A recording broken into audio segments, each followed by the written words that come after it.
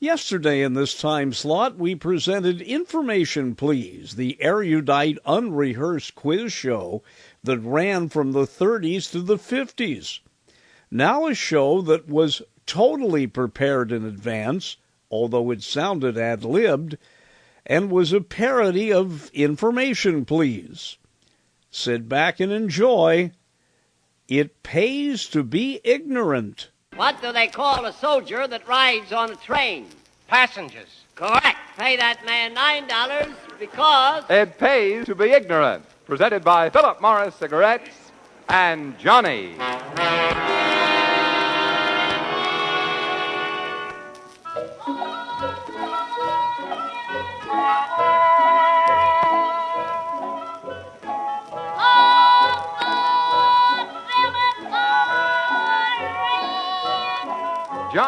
Johnny in his red coat and brass buttons, stepping out of store windows and counters all over the country to bring you that quiz program known as the Moron's Delight. It pays to be ignorant.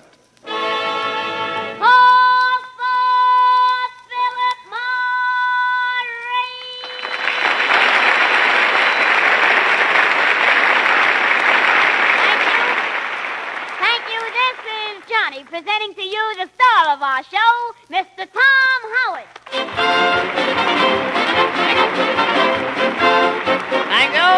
Thank you, Johnny. Good evening, ladies and gentlemen. Well, Friday, August the 10th brings you once more that quiz program that is unrehearsed, uninhibited, and unimportant.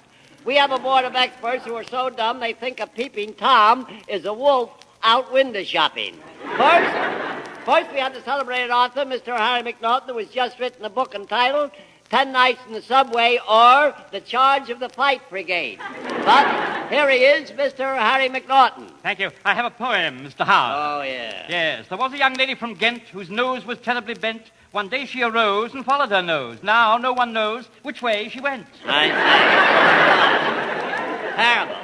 How do you manage to think up such things? Oh, they come to me when I'm asleep at night, you see. So I get right up and write them down. I see. Yes, I go from bed to verse. You go from bed... Oh, please. You go from bed to verse. I know, yes. You had to spring that one. All right, next we have a woman who travels with the upper set. She can't afford a lower set. A woman who goes around with the 400, but she doesn't look a pound over 350. Here she is, Miss Lulu McConnell. You know, Mr. Howard, the bank I do business with sent back one of my checks last week, and it was marked no funds. Yeah, well, what about it? Can you imagine a big bank like that not having any funds? I can't. Ah, please, cut it out, will you? Next, we have a man who, when he was 6 years old, was so mean, his parents ran away from home. A man who spent 4 years in kindergarten, then took a postgraduate course in hooky. He only went to school once a year. That was to find out when the summer vacation started. Here he is, Mr. George Shelton. Oh, is that so? Well, I went to school quite often. Uh-huh. I'll never forget my school days. I imagine. I was in love with my school teacher. Of course, nothing ever came of it on account of the difference in our ages. Oh, I see. Yeah. I was 10 years older than she was. I see. Well, you have just met the experts, folks, so don't voice your opinions out loud. Here's the first question. Let's see what we can do with it this evening. Yes. Pay attention. Here's the question. How many posts are there on a 4-post bed? You know, Mr. McNaughton? Would I know what? How many posts there are on a 4-post bed? I'm afraid I wouldn't know. You see, I never read the Post in bed. You never read it? I always read the New York Times. Uh-huh. Well, I see we're off on the wrong foot already. Do you know Miss McConnell? No, I do not. I never get a chance to read the newspapers at all. All right. My housework keeps me so busy. Yeah. First, there's my old man's breakfast to get. Then Yeah, I but- got to pack his lunch. All Then right. there's the dishes to Yeah. wash. Then I got to start on Look, my house. look, By the please. time I get that done, it's Yeah. dinner time. Then Look, the dishes are to Miss do again. McConnell, Then I have to please. set down the bed. Will And you then sit down a minute and take a cup of tea? Take an hour off for lunch, will you? Look, the question is not about newspapers. Well, what is the question about? It's about bed. Oh, bed. I Bed. went down yesterday to buy a bedroom suit. Imagine the guy asked me $200 for a bedroom suit. Did you buy it? What do I want to pay $200 for a bedroom suit for? I'll still keep to my nightgown. I never have any visitors anyway. All Never right, entertain. please. The question is, how many posts are there on a 4-poster bed? Well, Mr. Howard, tell me, how big is the bed? Ah, please. What difference does that make? Well, it makes a lot of difference, I mean. Suppose it's a single bed, you see, and 4 people want to sleep in it. I see.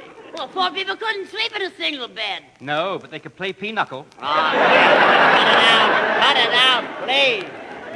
You know, my Uncle Webb put up on the farm has the biggest bed I think I ever saw. It's 10 feet wide and 15 feet long. I think that's a lot of bunk. A lot of bunk. Mr. McNaughton. Oh, I'm very naughty tonight. You You certainly know, are. a funny thing about my Uncle Webb, but, you know, he whistles in his sleep. You mean he talks in his sleep? No, he whistles. The other morning when he woke up, there were 4 taxi cabs in the room. Ah, will you cut it out? Please. Miss McConnell, tell me, does your husband talking in his sleep? No, he just smiles. That's what makes me mad. Yeah. If he'd only say something. Yeah, then you'd know where I say, I slept in a Murphy bed last night. Yeah, how was it? I didn't like it. Murphy snored all night. Look, please, I'm trying to get an answer to the question. How many posts are there in a 4-poster bed? The question's not about sleep. My old man bought me a feather bed last week. Yeah, how'd you like it? I was tickled silly. Yeah. You were silly before you were tickled. Now, let's get on here. You know, over at our boarding house, I sleep with a fella. He walks in his sleep. He walks in his sleep? Yeah, you know, I think he's an Indian. Well, what makes you think he's an Indian? Every time he walks, he takes the blankets with him. Ain't that must be, yes. That old man of mine sure is a sound sleeper. He's a sound sleeper. Is he? Why, some of the sounds he makes you can hear all over Long Island. Oh, Long Island sound. Oh, cut it out, Johnny. I Let's did cut this this thing out and step in here, will you, please? Sure, Mr. Howard. I'll just find the express a carton of Philip Morris cigarettes, which I'll give to the Coast Guardsman in the front row. That'll be real nice, Johnny.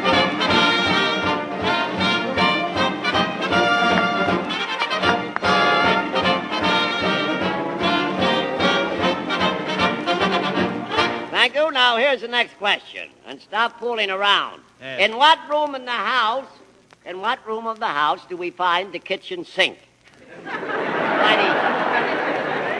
Mr. Howard, I didn't quite get that, old boy. Would you mind repeating it? Well, I'll repeat it. It's very simple. In what room in the house do you find the kitchen sink? The question should be right in your backyard, Miss McConnell. There is no kitchen sink in my backyard. All right. Let's get on here. In what room in the house do we find the kitchen sink? Would you know, Mr. McNaughton? Well, how many rooms are there in the house, Mr. Howard? Ah, look, that is neither here nor there. Then where is it? Where is what? The house. If it's neither here nor there, then it don't exist. If it don't exist, there wouldn't be any rooms. Look. No rooms, no kitchen sink. Yeah. That's very simple. Yeah, I see. Don't take any brains to figure that out. Uh-huh. You're marvelous, Mr. Shelton. That's what I keep telling myself. Yeah. Where'd you get your education? I went to school, stupid. Uh-huh. And you came out stupid.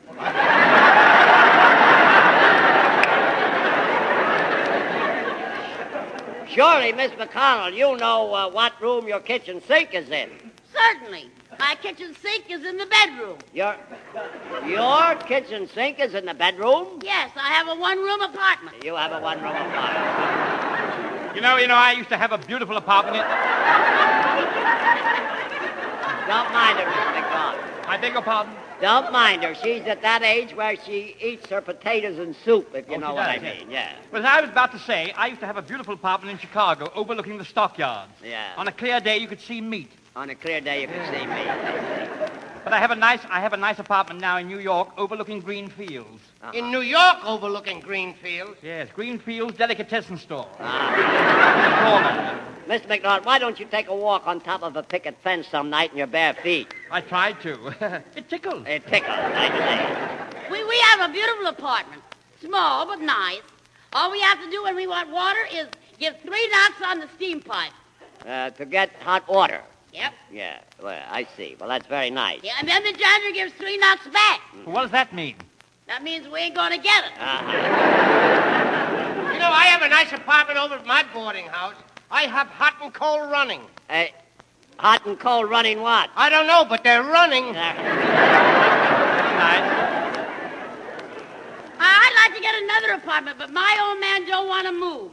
You know, he hasn't left our house in 20 years. Hasn't left the house in 20 years. Why? He can't find his pants. I see. You know, I lived on Fifth Avenue for 10 years. Well, Wait a minute. You lived on Fifth Avenue for 10 years? All right, then I lived on 10th Avenue for 5 years. After all, I like living in the country. Yes, I'm always glad to get back to my little house nestled in the trees. How it got up in the trees, I'll never know. Oh, Johnny, step in and get those 3 chipmunks down out of the trees, will you? Yes, sir, Mr. Howard. The fine will be the carton of Philip Morris cigarettes, which I'll give to the soldier in the front row. Good.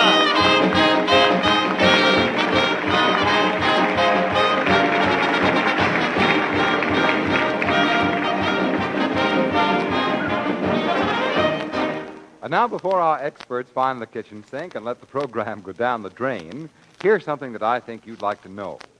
Just recently, Philip Morris bought the only important available supply of ripened and matured tobacco in the United States.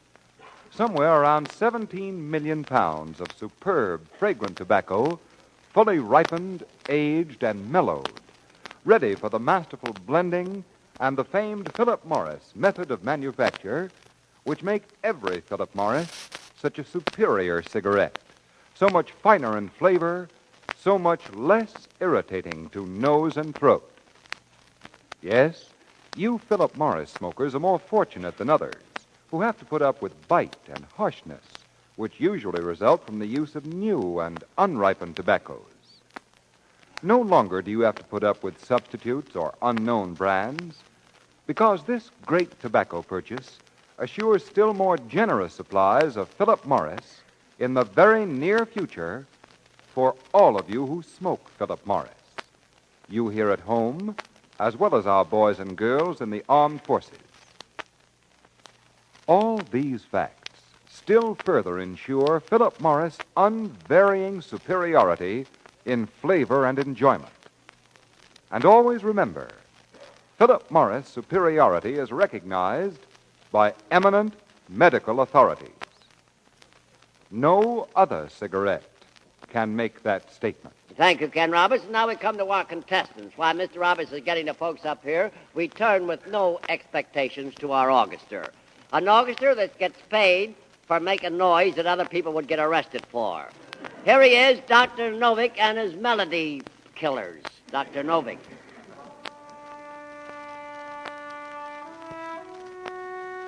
There's only one of them tonight.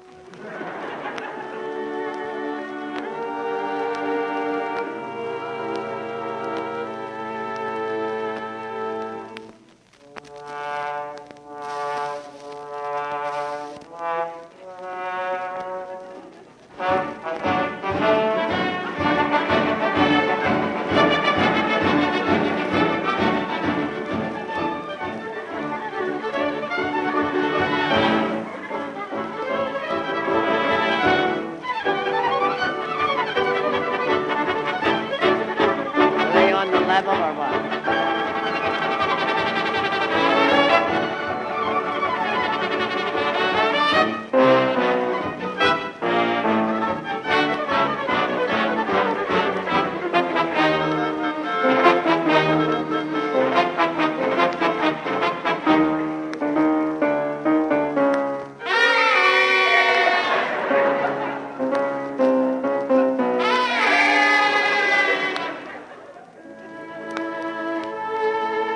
Bed to verse.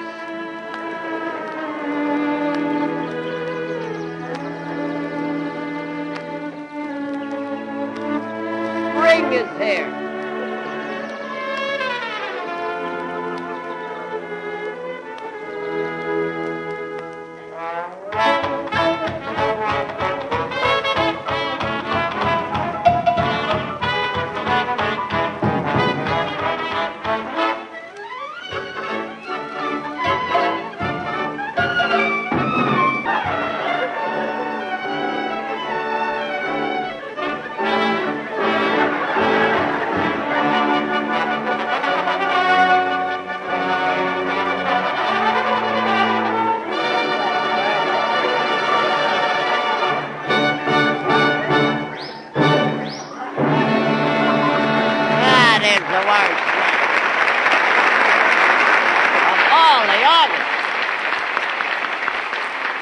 All right. Fine, boy. I'd like to see the savage beast that music would charm. That's terrible. Well, who is our first contestant, Mr. Roberts? Our first contestant tonight, Mr. Howard, is Sergeant Thomas O'Brien of the United States Army. Well, that's fine. Fine-looking soldier he is there, Ken. How do you do, Sergeant O'Brien, and thank you a lot for coming up. How do you feel, sir? Pretty good, thanks. Well, you certainly do look it. Young man, you have quite a lot of decorations there, haven't you? Is that the Purple Heart I see? That's right. It is? Congratulations. That's marvelous. It certainly is. Boy, you've got to have a broad chest to wear all those decorations you have. Where's your hometown, would you care to tell us? Utica, New York. Utica, New York. Good for Utica. Utica, New York. Well, wake me up and call me B.O. Plenty. All right. Boy, I used to work in that town. Yeah, I was a dentist in a comb factory. You were a dentist in a comb factory? I used to put the teeth in combs. Pay no attention, Sergeant. Just let that brush off, if you don't mind. What are you doing in here in New York? Vacation, furlough. Oh, on a furlough. Are you enjoying yourself? Oh, immensely. Well, that's fine. I certainly do hope you're having a good time. How long have you been in the service? 4 years and 3 months. 4 years and 3 months. Good. I bet you've seen something in those 4 years. I say, you know, Sergeant O'Brien, I worked in the shipyard during the last war. Mm-hmm. Worked in the shipyard. I was a porthole tester. Wait a minute. A porthole tester? Yes, you see, I shoved my head through a porthole, and if I couldn't get it out again, the porthole was too small. Right. Then they'd make another one. What, a head? No, not another head. No, he could use one, no doubt. Well, we're very, very happy to have you with us, Sergeant. Yeah, we sure are. What's your first name, honey? Thomas. Thomas? That's right. Oh, I love that name, Thomas. Isn't that a pretty name, Thomas? Thomas. I love the name of Thomas. Yeah. On some people. On some. Thank you. Well, Thomas, you're just as cute. You're just a wonder. Look here, Thomas. Look, you are. Oh, you're just. Yeah. You'll lose your head in a minute if you don't stop shaking it. You can just call me Cuticle. Yeah. Cuticle. I grow on you. Yeah. So does a wart. Look it. Sergeant, will you do us a favor while you're here? Will you reach into the dunce cap there and pick out a question for us, please? And when you get one, would you be kind enough to read it right into the microphone, if you will? How do you spell Mississippi? Very good. How do you spell Mississippi? Looks like we got a spelling bee on our hands. Yes. Well, what was the question, Mr. Howard? How do you spell Mississippi? River or state?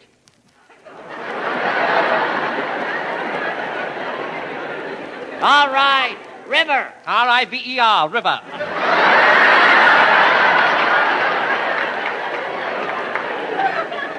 Mr. McNaughton, is stupidity your only talent? No, but it's the only one I specialize in.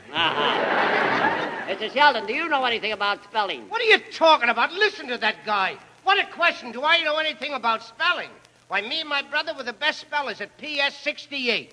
If there was any word that could be spelled, and if I couldn't spell it, my brother could. Okay, spell Mississippi. Emma. That's one of the words my brother could spell. I don't think any of you ever went to school. Oh, now, just a minute, old boy. I challenge that remark. Well do I remember my school days. My teacher used to take me on her knee. What did your teacher look like? I couldn't tell. You see, when I was on her knee, I was always face down. You were face down. Please, will you just try and spell Mississippi? What was your favorite subject in school, Miss McConnell? English. English? Well, you don't even speak it. Who don't? Well, all right, let me see how good you are in English. Take this sentence. Mary milked the cow. What mood? What? I said Mary milked the cow. What mood? The cow. No.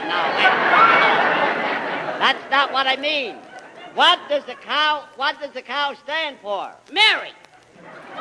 Please. The cow don't stand for Mary. Then how's she gonna milk it? That's right, Miss McConnell, you got him there. Besides, what's that got to do with spelling? This is a spelling question. Look, I know that. Spell Mississippi. There you go again. Mississippi. You think it was the only word in the English language. Mississippi. All right, I'll give you an easy one. Spell bum. B-M, bum. That's wrong. I know. I left you out.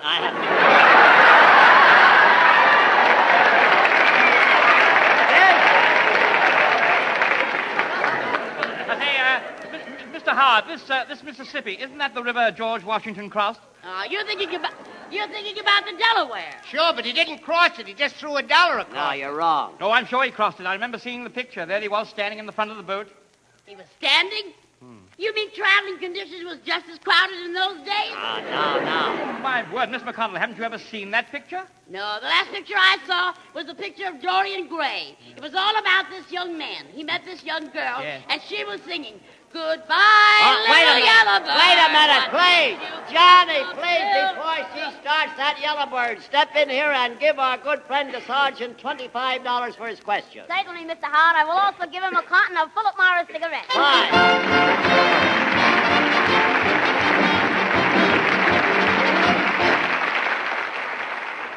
And now, as our experts seem to have been stung by this spelling bee, here are a few words of good news for smokers. Yes, it is a fact. More and more Philip Morris cigarettes are right now going to your dealer. And the remarkable tobacco purchase I told you about assures even more generous supplies in the very near future. Of course, your loved ones, our fighting sons and daughters, are still getting their Philip Morris cigarettes. But happily, we are now able also to provide more and more for your dealer and you. So no longer do you need to put up with substitutes or unknown brands. So call for Philip Morris every time. The cigarette of finer flavor, greater enjoyment, and superior protection for the nose and throat. Philip Morris, made by Americans, for Americans, to suit American tastes. Philip Morris, America's finest, popular price cigarette. Thank you, Ken. And now, please, who is our next contestant? Our please? next contestant, Mr. Howard, is a very lovely and charming little lady, Lance Corporal Mary Doyle of the Canadian Women's Army Corps. Oh, the Canadian Army. Fine. Good evening. Good evening, Miss Doyle, and welcome to It Pays to Begin. We're very glad to have you with us. How do you feel this evening? Fine, thank you. Well, that is marvelous. You're from Canada, I believe? That's right. And you're away. My, how tall are you? Huh? 4'11.25". 4'11.25". My. What's the quarter for? I don't want the quarter. Well, we certainly are glad to see you. They sure do turn them out little in Canada. You look real cute. What is that tea you have on your... Would you mind telling me with the... Is that wheat? A sheaf of wheat there? Or is that corn? If it's corn, it belongs on the show. What's that mean? Well, that means I'm an accountant, and I get 50 cents a day more for my... Oh, job. that means you get 50 cents? Well, I bet you're worth it. And those other two things, what are they? Those red... 2 years. 2 years? They must have took you out of the cradle. 2 years. Well, we certainly are glad to have you with us. Say, you know, Mr. Howard, this young lady looks just like my uncle. Well, we're glad... Wait a minute. You mean like your aunt? She's better off looking like my uncle. Pay no attention to Miss Doyle. They just talk to let you know they're breathing, if you know what I mean. What'd you do before you entered the service? Well, I went to school. Oh, I suppose I shouldn't have asked. I might have known that. She went to school, yes. Very attractive girl, isn't she, Mr. Howard? Yeah, she is. Lovely eyelashes. Uh-huh. Yes, you know, I have an eye for beauty, you know. Uh-huh. The other one I used to read with. I see. Will you do us a favor? I'd like to spend more time with you, but we're getting a little short here. Would you reach in the dunce cap there, Miss Doyle, and pick out a question for us? And would you kindly read it when you get a hold of one? Just take your time and relax and read it into the microphone, if you will, please. From what animal do you get goat's milk? Very good. Did you hear the question? From what animal do we get goat's milk? Mr. Howard, I'm not going to ask you to repeat the question. Good. Because I'm not going to answer it. I see. Therefore, it won't be necessary for you to repeat it. Mr. McDonald, why don't you take a long walk on a short pier? I don't mind a long walk, but I hate a short beer. I didn't say that. The question is, do you know what animal we get goat's milk from, Miss McConnell? No, I never drink it. Cow's milk is good enough for me. All right, but we're not talking about cows. Why, what's the matter with cows? A cow is a man's best friend. Oh, I think you're wrong, old boy. A dog is a man's best friend. Yeah, but you can't get milk from a dog. No, but a puppy can. A puppy can. Naive, isn't it? Look, we're not talking about Oh, dogs. now he's not talking about dog. You don't want to talk about anything. Nothing but Mississippi, Look, Mississippi. I'm done with that. What did you do? Get up on the wrong side of the floor this morning? Never mind. I want an answer to the question. I got another smart dog. Oh, is he smart? When I say to him, are you coming or aren't you? He either comes or he don't. I see. Nice dog. You know, I got a dog that knows as much as I do. You got a dog knows as much as you do? Yeah. That's why they call them dumb animals. I didn't know. Now, just a minute. I got that. That was a dirty dig, Mr. Howard. A dirty dig, and I'll just give you 1 minute to take it back. Uh-huh. Suppose I refuse to take it back. Well, you can always get an extension of time. I thought so, yeah. I say, you know, the other day I saw a dog picking a man's pocket. A dog picking a man's pocket? Yes, he was a Pekingese. He was picking... He was picking his pocket. He was picking his pocket. That's terrible. Now what? Another fit. I don't get it. All right, When I was in Hollywood, I got the cutest little terrier. please. When you were in Hollywood, you got what? A cute little terrier. Oh, Uh-huh. was he a fox terrier? No, he worked for Paramount. Uh-huh, see. Miss McConnell, is your head on upside down? I don't know. I left home so early this morning, I never looked in the mirror. I see. You want to do that sometime. I will. I think you've got a head off a cane or something tonight. Will you please get back to the question, what animal do we get goat's milk from? You know, my Uncle Webb put up on his farm raises goats. Oh, really? That's nice. How do you raise a goat, Mr. Shelton? Oh, it's very easy. You get down on your knees, crawl under his stomach, and then raise up. Ain't that all? Johnny, that's all I can stand. Stop in here and give our charming guest from Canada $25 for a question. Yes, sir, Mr. Howard, and I will also give her a carton of Philip Morris cigarettes.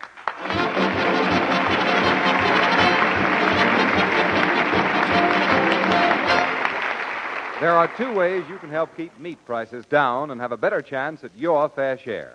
Beat the black market in meat. Pay ration points in full and never pay more than ceiling price. This is your best insurance against a still worse meat shortage. Thank you. Well, folks, we'd like to stay with you a little longer, but our timekeeper, Mr. Palazzi, tells us our time is up. But we'll be back again your way this time next week again, same station, if that's anything to look forward to. So here is that hog caller from Monmouth County to tell you what we mean when we say... It pays to be ignorant, to be dumb, to be dense, to be ignorant. It pays to be ignorant just like me. I took my girl to dinner. We had a wonderful feast. They had to give my girl the check because I couldn't read. So you see, it pays to be ignorant.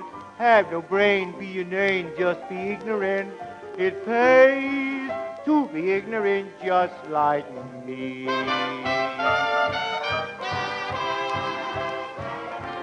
Join us again next week at the same time when Johnny presents It Pays to Be Ignorant. Listen also on Sunday nights to the Philip Morris Crime Doctor, brought to you over most of these same stations. All prize money distributed by this program is duplicated by Philip Morris in gifts to the Army and Navy Relief Societies. It's happening all over America. Thousands who never smoked pipes before are turning to Revelation. It's the pipe tobacco you can inhale. Yes, you can inhale it. Try Revelation in a pipe, so mild, cool, and gentle. Ask for Revelation, only 15 cents. This is Johnny again, returning now to the thousands of store windows and counters all over America. Look for me. I'll be waiting for you. Come in and... Ho for Philip Morris!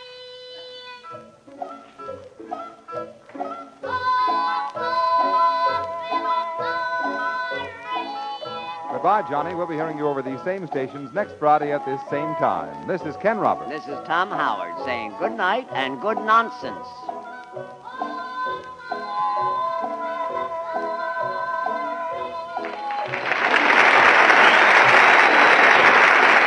This is CBS, the Columbia Broadcasting System.